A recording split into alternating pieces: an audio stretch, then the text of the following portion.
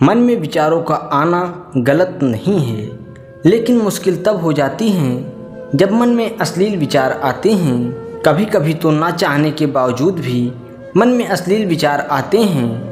अगर आपके भी मन में ऐसे विचार आते हैं तो सिर्फ वीडियो को ध्यान से सुनें और अंत तक अवश्य देखें। बुद्ध अपने शिष्यों को उपदेश देने के साथ ही उन्हें भिक्षा मांगने के लिए भी कहते हैं। एक बार उन्होंने अपने शिष्य राघव को भिक्षा लेने के लिए सेविका के घर भेजा। राघव पूरे रास्ते मन में यह सोचते हुए सेविका के पास गया कि आखिर आज भिक्षा में क्या भोजन खाने को मिलेगा, क्योंकि राघव एक बड़े आदमी का बेटा था।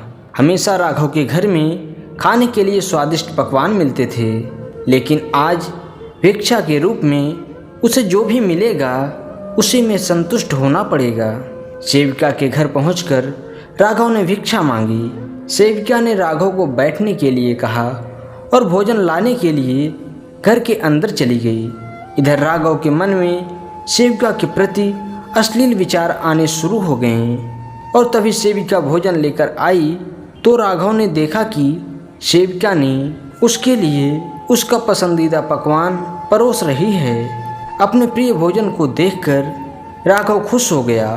भोजन करते हुए राघव सोच रहा था कि भोजन करने के बाद थोड़ा विश्राम करने को मिल जाता तो अच्छा होता, नहीं तो तेज धूप में चलकर आश्रम जाना होगा। लेकिन भोजन करने के बाद सेविका ने उनसे विश्राम करने की आग्रह किया।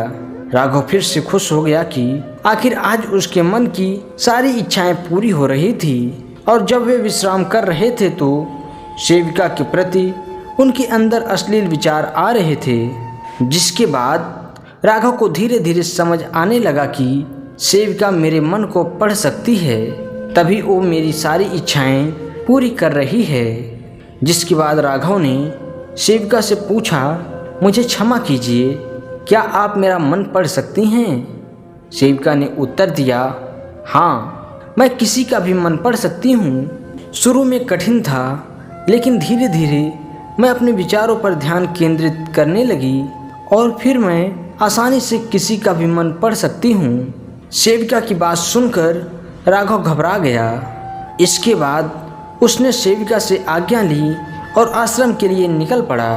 रास्ते में वो सोचने लगा कि मेरे मन में सेविका के प्रति जो अश्लील विचार आए थे, सेविका ने उसे भी जान लिया होगा। वो मेरे बारे में क्या सोचती होगी। राघव खुद लज्जित महसूस कर रहा था। वह जैसे ही आश्रम पहुंचा, वैसे ही महात्मा बुद्ध से कहा कि अब मैं कभी भिक्षा मांगने नहीं जाऊंगा। बुद्ध ने राघव को पास बुलाया और कहा कि क्या हुआ, तुम मुझे सारी व्यथा बताओ। राघव ने सारी बात महात्मा बुद्ध को बताई, जिसके बाद महात्मा बुद्ध ने राघव को एक कटोरी चावल दी और कहा, इसे अपने सिर पर रखकर इस गांव के चारों तरफ परिक्रमा करके आओ और ध्यान रहे कि एक भी चावल का दाना गिरने ना पाए। जिसके बाद राघव चावल से भरी कटोरी अपने सिर पर रखकर ध्यानपूर्वक और सावधानी से चलने लगा।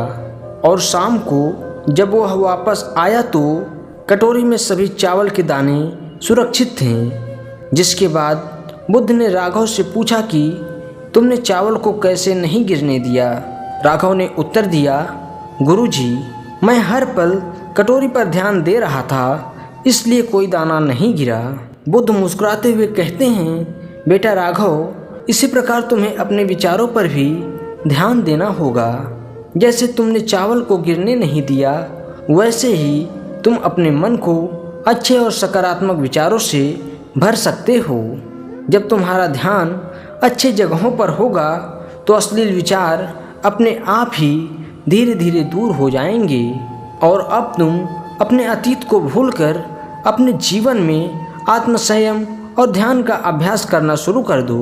जिसके बाद राघव महात्मा बुद्ध के बताए गए मार्ग पर चलने लगा और धीरे धीरे उसने अश्लील विचारों पर काबू पा लिया।